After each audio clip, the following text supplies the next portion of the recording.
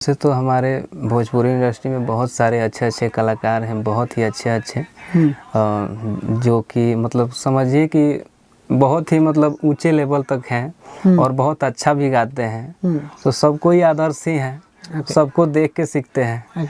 किसी एक का नाम नहीं ले सकते हैं, ऐसा कोई नहीं है कि जिसको देख के मैंने स्टार्ट किया हो। वो मैं अपने खुद पे डिपेंड करता हूँ।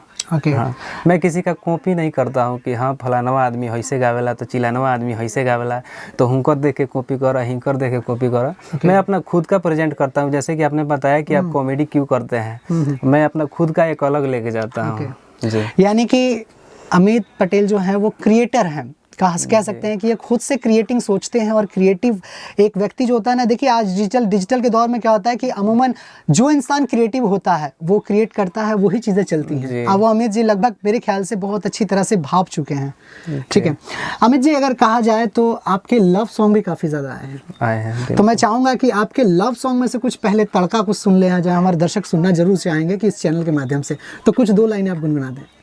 एक जो लव के बाद एक लड़का लड़की का प्रेम होता है और एक पति पत्नी का प्रेम होता है।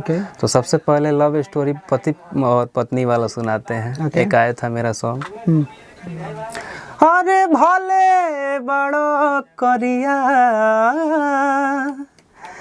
भले बड़ो करिया, अब की बड़ो बलम बढ़िया, अरे भले बड़ो करिया, बाकी बड़ो बलम बढ़िया।